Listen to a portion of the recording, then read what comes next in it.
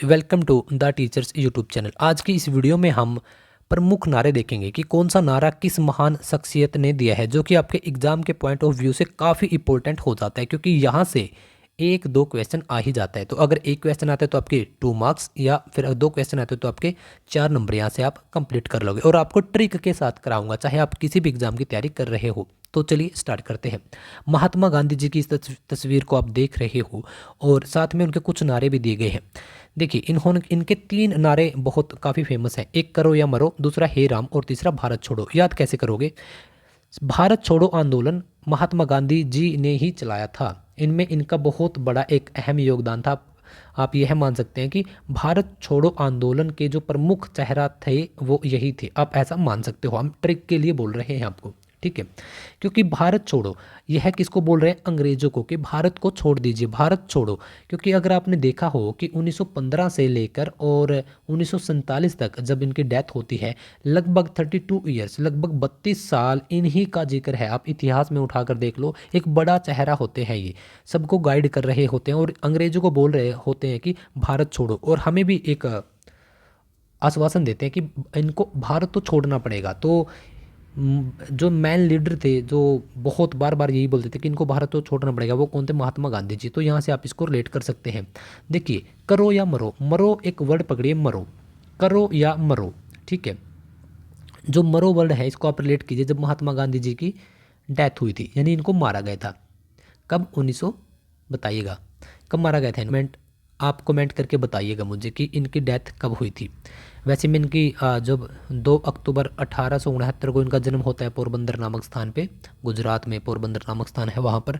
जब इनकी डेथ हुई थी, यानी कि जब ये मरे थे, तब इनके मुंह से एक ही आवाज़ निकली थी, हे राम। तो यह इनके अंतिम वर्ड के रूप में पूछा जा सकता है कि महात्मा गांधी जी के आखिरी शब्द क्या थे? तो वो थे इनके हे राम। भारत छोड़ो, भारत छुड़वाना चाहते थे ये अंग्रेजों से, तो यही थे एक मुख्य मैन लीडर। इसके बाद हम बात करते हैं जय जवान जय किसान, जो कि आपके नारा किसने दिया? लाल बहादुर शास्त्री जी ने। लाल बहादुर शास्त्री का जन्म भी 2 अक्टूबर को होता है। इस वजह से 2 अक्टूबर को सिर्फ गांधी जी की जयंती ना होकर लाल बहादुर शास्त्री जी की भी जयंती है। ये लाल बहादुर शास्त्री जी कौन थे? हमारे देश के दूसरे पीएम। और इनकी डेथ कैसे हुई थी? इनकी डेथ हमारे इंडिया से बाहर हुई थी, एक ताशकंद समझौता में ये गए थे और वहाँ से इनका पता नहीं ये मारे गए हैं या फिर जो भी, इसके पीछे भी बहुत सारी मिस्ट्री है। आप याद कैसे करोगे? देखिए, जय जवान जय किसान, इसमें आप लाल बहादुर शास्त्री में 2 वर्ड पकड़ लीजिए, लाल और बहादुर। देखिए, बहादुर कौन है? बहादुर हमारे फौजी भी हैं, यानी कि जवान भी हैं, और बहादुर हमारे किसान भी हैं। जवान कैसे? हमारे पूरे देश की चारों तरफ से सेफ्टी कर रहे हैं। और किसान कैसे? इस देश के अंदर जितना भी अन्न उगता है किसानों के द्वारा ही तो उगाया जाता है। तो 2 ही लोग हैं, जय जवान जय किसान, लाल बहादुर शास्त्री। मारो फिरंगी को, मंगल पांडे ने यह नारा दिया था। याद कैसे रखोगे आप? 1857 की जब क्रांति होती है तो मंगल पांडे उसकी शुरुआत करते हैं। और मंगल पांडे जब जो अंग्रेज़ी जो सिपाही होते हैं, या अंग्रेज़ी जो बगावत करते हैं अंग्रेज़ी सरकार के ख़िलाफ़, तो उनको क्या बोलते हैं? फिरंगी, यानी कि बाहर के लोग हैं, इनको मारो। डायरेक्ट यही कहा था किसने? मंगल पांडे ने। तो यह तो एक सिंपल ही है, इसको आप याद रख सकते हैं। इसके बाद हम बात करते हैं विनोबा भावे। इनकी तस्वीर को आप ध्यान से देख लीजिएगा। इन्होंने कहा था जय जगत, यानी पूरे जगत की इन्होंने जय बोली थी। देखिए, पूरे जगत की जय बोलना कोई आम बात तो है नहीं, कोई छोटी बात तो है नहीं। जिसके अंदर कुछ ना कुछ भाव होगा वही तो जगत के लिए जय बोल सकता है। तो भाव से आपको याद रखना है, भावे। तो इनके अंदर भाव था, ठीक है? इसके बाद हम बात करते हैं जयप्रकाश नारायण साहब की, जिसकी तस्वीर आपके सामने है। संपूर्ण क्रांति इन्होंने शब्द बोले थे। तो संपूर्ण क्रांति यानी कि कंप्लीट रेवोल्यूशन, संपूर्ण क्रांति कैसे हो सकती है? जब हमें आगे से कोई मार्गदर्शन दे, यानी अगर हमें कोई लाइट या कोई प्रकाश नज़र आ रहा है, तभी तो हम उसके पीछे पीछे चल सकते हैं, तभी तो कोई बड़ी क्रांति हो सकती है। अचानक से तो कोई बड़ी क्रांति होती नहीं। तो जय प्रकाश, प्रकाश इसमें वर्ड नज़र आ रहा है, जय प्रकाश, प्रकाश दिखाया गया, तभी एक संपूर्ण क्रांति हुई थी। इसके बाद हम बात करते हैं वंदे मातरम। यह नारा दिया था बंकिम चंद्र चटर्जी साहब ने, जिसकी तस्वीर आप आपके सामने देख रहे हो। वंदे मातरम, मातरम में एक वर्ड आ रहा है मात्र, अपनी माता से रिलेट कीजिए। और यहाँ पर आप एक वर्ड पकड़िए, चंद्र। देखिए, चंद्रमा और हमारी माता जी के अंदर काफ़ी क्वालिटीज़ होते हैं। जैसे चंद्रमा भी हमें रोशनी देता है, जलन नहीं देता, सूर्य क्योंकि गर्मी आपको दिन में लग सकती है, रात में जस्ट ठंड लग सकती है, लेकिन आपको क्या करता है ये शीतलता देता है, ठंडक देता है, आपको रोशनी देता है। तो हमारी माता जी भी हमें ठीक उसी प्रकार से हमेशा हमारे पीछे रहते हैं कि आपको ठंडक भी दें, आपको शीतलता। मतलब कि मम्मी यार कभी नहीं चाहते कि हमारा बच्चा दुखी हो। मम्मी यही सोचेगी कि मैं दुखी चाहे हो जाऊं, लेकिन बच्चे को कोई दुख नहीं होना चाहिए। इंकलाब जिंदाबाद का आपका नारा दिया था भगत सिंह ने। इसके लिए कोई ट्रिक होनी भी नहीं चाहिए, क्योंकि यह तो एक आम नारा है और बहुत बार आपने देखा भी होगा, इंकलाब जिंदाबाद। इसके बाद हम बात करते हैं सुभाष चंद्र बोस साहब के बारे में। 3 इनके प्रमुख नारे हैं। पहला दिल्ली चलो, दूसरा जय हिंद और तीसरा तुम मुझे खून दो मैं तुम्हें आज़ादी दूंगा। तो आप याद कैसे रखोगे कि उस टाइम जब आज़ादी का दौर था, तब सभी जो प्रमुख नेता थे वो लगे हुए थे कि किस प्रकार से हमारे भारत देश को आज़ाद कराना है। तो इन्होंने कहा था कि आप दिल्ली चलो, लेकिन कैसे? जय जय बोलते हुए, जय हिंद बोलते हुए, जय हिंद बोलते हुए। और वहाँ पर हमें क्या करना है? अंग्रेज़ों को यही बोलना है कि तुम मुझे खून दो।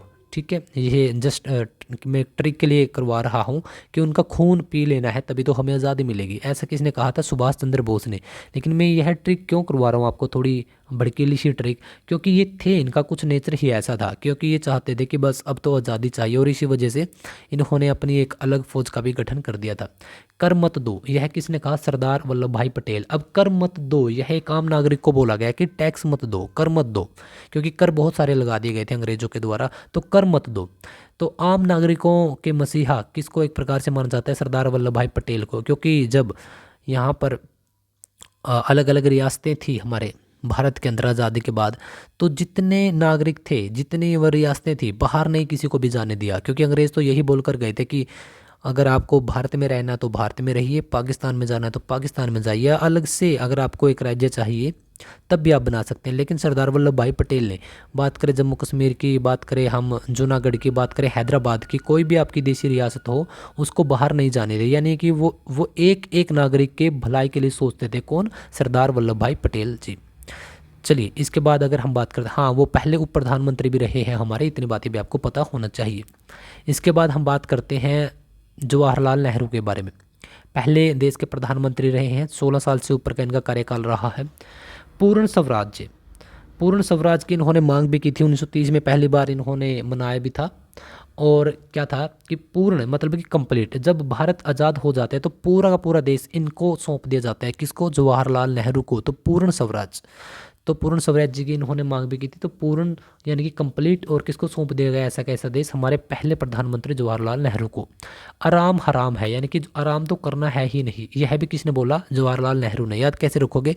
वही इंसान बोल सकता है जिसने बहुत कुछ उखाड़ रखा हो ज़िंदगी में, जो बहुत ऊंचे ओहदे पर हो, कि आराम मत करो, जस्ट लगे रहो, लगे रहो, और हमें हमारी मंजिल मिलेगी।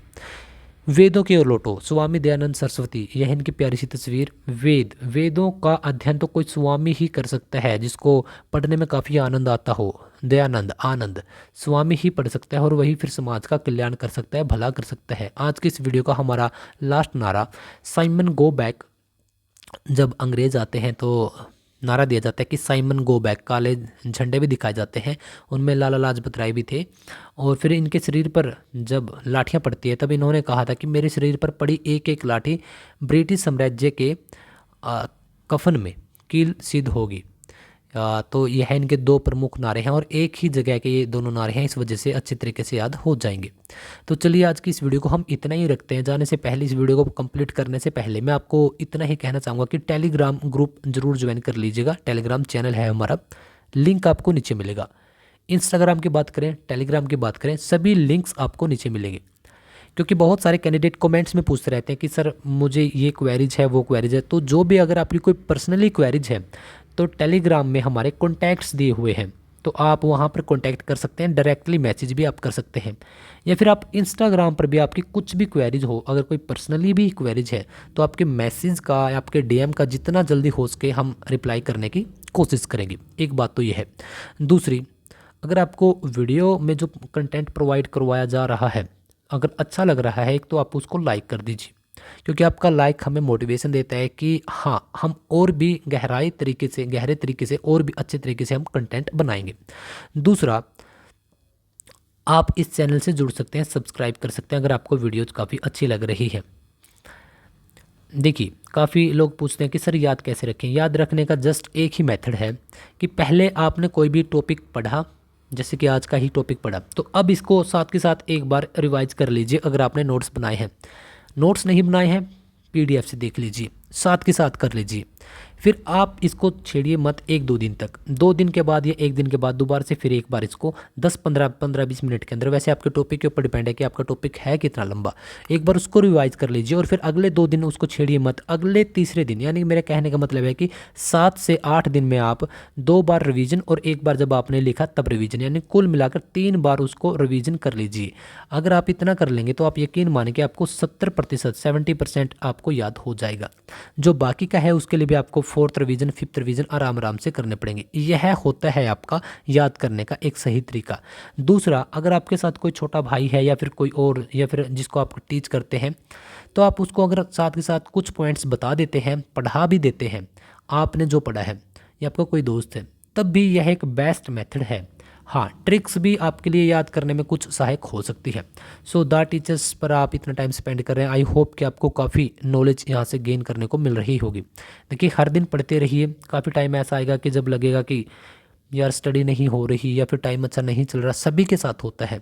लेकिन अपनी आपने जो एक सपना देखा है, आपने जो एक मंजिल डिसाइड की है, किसी का हो सकता है कि यस मुझे एक अच्छा टीचर बनना है, किसी का हो सकता है कि मुझे पुलिस फोर्स ज्वाइन करनी है, जो भी आपके अलग अलग टारगेट्स हैं उसको सिर्फ ध्यान में रखिए। उससे आप भटकना मत। टाइम लगेगा, 2-3 साल, 1 साल, 6 महीने, जितना भी टाइम लगेगा, लेकिन हर एक दिन पढ़िए उसी की डायरेक्शन में। अगर आप हर एक दिन पढ़ते हैं तो यकीन मानिए टाइम लगेगा, लेकिन आप जो निखर कर आओगे, वह जो आपका व्यक्तित्व होगा। और हाँ, जो आपकी यह जर्नी है, शायद अब आपको बोरिंग लगे, लेकिन पूरी उम्र आपको यही जर्नी याद रहेगी। ऐसा बहुत सारे लोगों ने कहा भी है कि वो दिन बहुत याद आते हैं।